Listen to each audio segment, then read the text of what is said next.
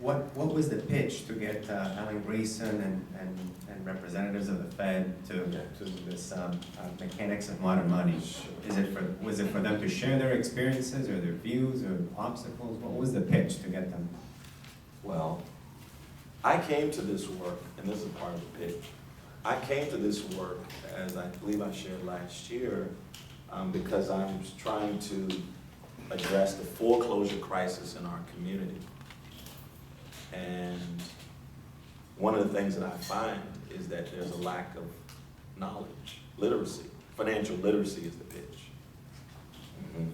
So in order to avoid the same thing from happening again, because we do know that legislators and the banks are setting the deck to do the same scheme again, in order to protect those in my community from being victimized by this again, we need to increase the financial literacy about the workings of the money system. And so we need you to help us to understand these 5 or 6 questions. When I gave them the questions, when a bank extends a mortgage, where does the money come from? When the Federal Reserve, when the Fed credits the reserve accounts of member banks, where do those reserves come from? So there are a series of 5 or 6 specific questions that I've asked them to raise, to address related to money. And they accepted. Financial education. Yeah, I have just a quick comment. I know we have a lot of goody two-shoes in this room, but I'm one of the money persons in this room. But you mentioned it a little bit, you called it economic stability. It's really very important that you lead, or at least emphasize, that we'll have a better, more successful economy with monetary reform. So you bring in what I call the business right. You'll have better business, you'll have more savings, plus all the natural other things that you talked about. Yeah. Because then you can bring in more people, because they're looking to increase their business. Yeah. Okay, self-interest. Okay? Because you'll cover both ends when you start your campaign. And yesterday's It's panel, I will make sure, Mark, I read the book, but yesterday's panel was very important because so many classical economists who are invested in the current system view money reform as a disincentive for business and growth and development. It's not. They presume this notion that preventing banks from controlling the creation of money is going to be a disincentive for business. And yesterday's panel discussion, yourself, Dan, and others, your comments on that I found, Joe, really helpful to say that money reform is actually going to create more opportunity and more business. This is really helpful. I'll be sure. Yeah. In the back. Oh, well, yes, Grant. Well, I appreciate, as usual, Reverend Coates, your comments and your desire and what I know will be effectiveness at providing a prophetic voice on this issue and making the connections. My comment, actually more than question, has to do with the issue of race. And I think there's some overlap between race and money, in that here is a characteristic that they both share, along with, I would add, the notion of corporations. They are all 3 social constructs, meaning they have no inherent reality to them. They are what we have made them to be. There's no deterministic thing. There's no biological difference between people on this planet. Money is what it is we say it is. It's not inherently what people, something metal, whatever. It, well, is a social construct, as is a corporation. It is what we, the people, through our state legislatures, have defined them to be. So the point being that the notion that we oftentimes have in our heads that has been acculturated is that there is some sort of deterministic, whether it's biological or genetic, or whatever the case may be, or because it's connected to some material, that's what money is. Nonsense. All of those things have been contrived to be a certain way to serve certain interests. And we need to reevaluate, to reconstruct those in ways that are more affirming and that promote justice, peace, and democracy.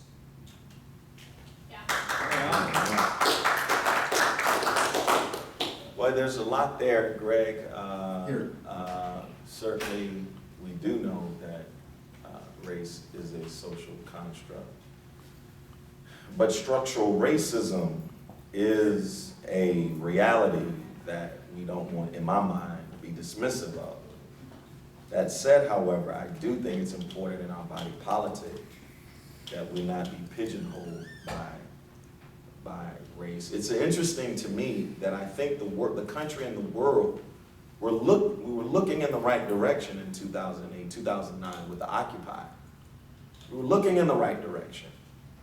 And now we're looking in other directions. I think that's not accidental. I think it's very intentional to get us focused off of the money and banks and now focused on one another and race and other issues that are real. But I think that we've got to get back to addressing the money system. And I believe it's critically important that we develop what I'm calling a universal meta-narrative that can link people regardless of race, religion, party affiliation, gender, sexual orientation. Because the one thing we all share in common, Democrat, Republican, liberal, black, white, Asian, Hispanic, is money. It's the money system.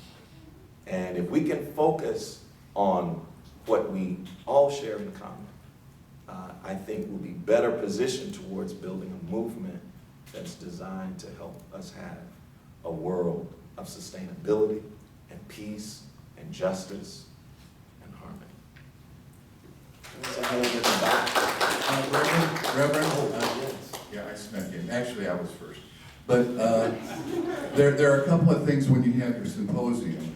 And the first thing is, I think that if we can have some kind of an organized campaign for all of us to invite our congressmen to attend or to send staff. You know, you've invited the Federal Reserve to present and some other people. That we could all do that, and they may not attend, but they may send some staff there, especially the more influence they get from their constituents. So that's one thing. And the other thing I'm not even going to ask you, but it's crucial when you have the Federal Reserve up there and you have some other important interest up there, who presents our side of the story, so that side of the story is presented, and we just don't get the Federal Reserve's answers or whatever it is. It's crucial who does that. Thank you. Absolutely. I'll make sure we get word about it. I want to be clear that this initial symposium, this initial panel, is merely about establishing a common set of assumptions about the operation of the existing system. It is not intended to provide a critique of that per se, although I will be moderating, and it's not intended to provide a critique of this on the panel. It is generally, I really want to get a set of assumptions established, recorded, about the existence of the current money system. But that's all my agenda is for that panel. Where does the money come from? There's this interesting lecture with Bernanke at Columbia University on YouTube, where he kind of talks about, we just kind of create these reserves out of nothing. And I want to establish this common set of assumptions about, the existence of the current money system. That's really the main goal, because I find that when I meet with politicians in Congress, they're always are going to point you to their main legislative aide who has an incorrect set of assumptions about money. I've talked to some of the leading politicians, and they assume that banks are intermediaries of existing deposits. Well, it's hard to kind of move to the next step when their assumptions are off or wrong. And so we are inviting staffers as well, with whom, you know, we've done some initial outreach to this conversation, because again, the goal is to establish a common, to mainstream the knowledge, to establish a common set of assumptions about the workings of the current system. That's just for that morning panel. The campaign kickoff in April is about public money. It is about, you know, the reforms that we are all talking about and building, expanding a further movement around that. Yes, in the back. Yeah, in conferences past, Stephen would always speak, and he would use a very strong word. The first time I heard it, I was kind of amazed that he was using it. It was the word evil. And he would then say that, you know, how and where the money system was actually evil, and use the word evil. And he used the Henry George idea that blocking human potential was evil. I thought, wow, most people will not use that word. And I thought, well, who could use it? Would be a reverend or a rabbi or a pastor or preach. You know, what is good, preacher, what is good and evil? And now who can carry this idea forward? Very few people would have that strong language, but Steve was a brave person and he did that. And I'm wondering, can you, where and when is possible, could you say that, could you be the new person that says that, you know, in some ways our money system is evil? It is evil. To think that an industry would receive an unearned economic benefit for work they have not performed. They don't contribute anything to society, but just creating a digital entry into a computer. To think that an African American congregation in this city of 10,000 people has paid $18 million and has only reduced their principal $2.5 million.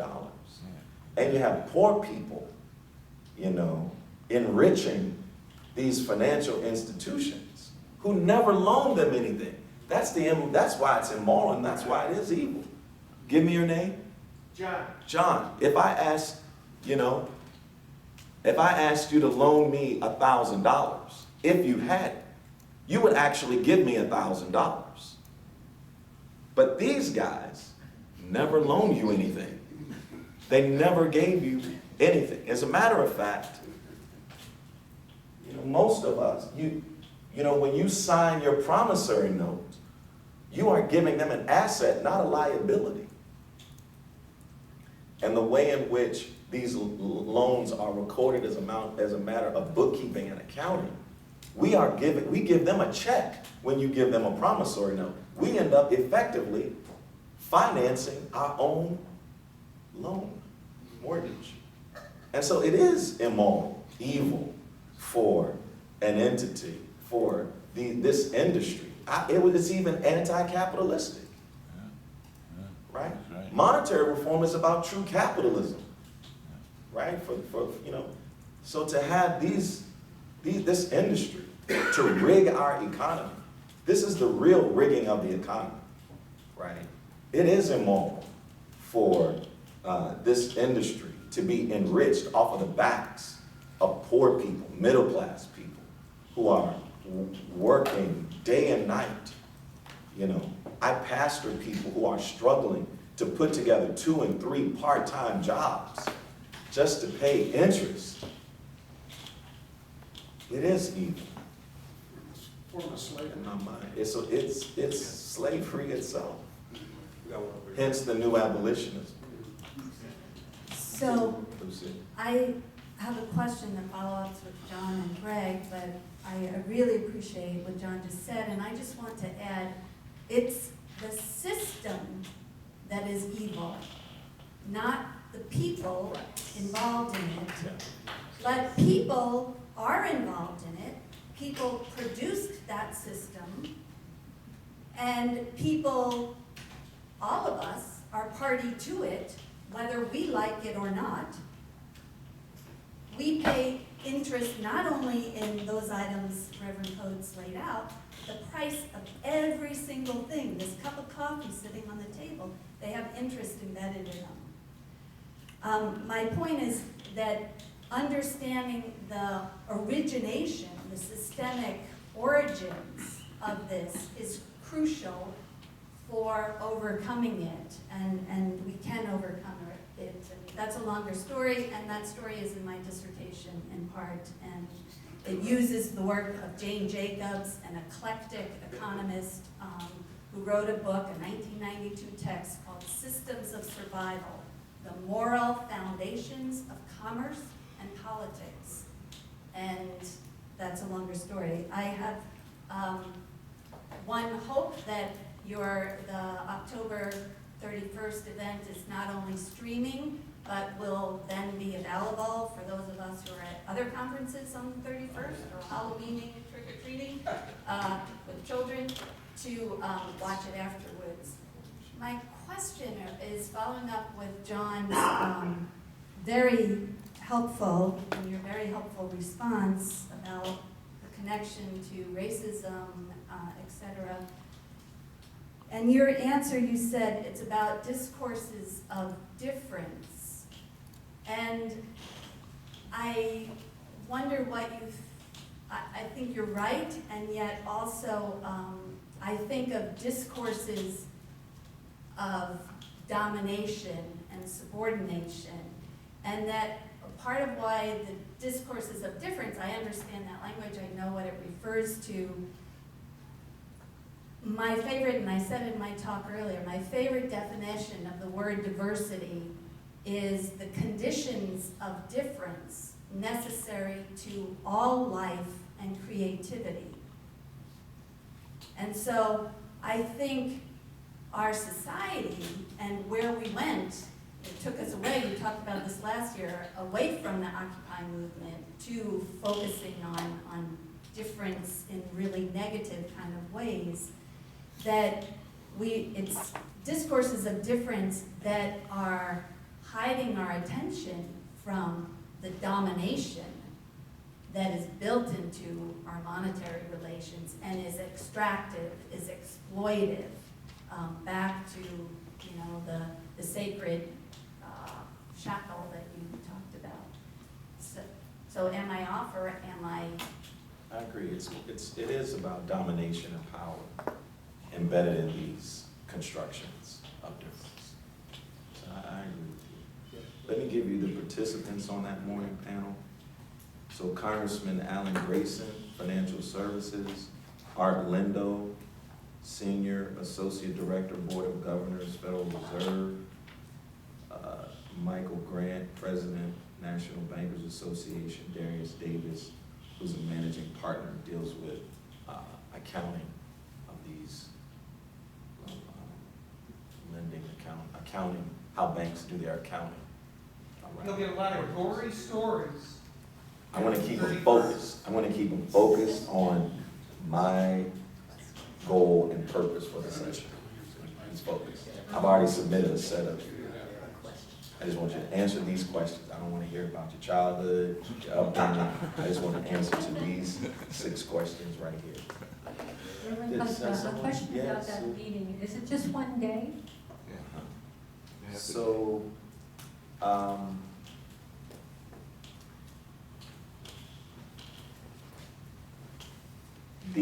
this meeting is just that one day, yes. The next day, I am having a broader meeting with leading African-American faith leaders from a variety of denominations. It's an all-day strategy session about money and new abolitionism, to begin to, teach and socialize these ideas with a broader cohort of leaders around the country about money. But this session is just that one day. That session is for a cohort of bishops and leaders and denominational leaders from around the country that I'm meeting with all day around monetary reform. The formal launch in April will be like a three-day sort of conference launch. Are you opening up to inviting a few more congressmen to this thing? It's open to, oh, you mean to be on the panel? I'll give you a list. You mean to be on the panel, or just to I'll attend? give you, huh? Just to attend or to be on the panel? Either way. To attend, it's open to anyone. We want everyone to attend who's able. Yes. I have two related questions. First, how are you going to ensure that they're not going to try to pull the wool over people's eyes as far as, you know, how the money's, are you bringing some of your own materials to anchor that narrative? And the second question is, once you've built that bridge with them, at what point do you plan to continue the conversation and critique the system, introduce the actual monetary reform? Well, as I mentioned, you know, when the campaign, when I'm trying to do formally launches in April, that's the whole point, to continue our work. I mean, I've spent this entire year having soft conversations with a host of leaders, civil rights leaders, faith leaders, leading up to the launch next year. So it's all I do. I'm an evangelist for monetary reform. Thanks to people in this room, thanks to Joe Bongiovanni, Stephen Jarlinger.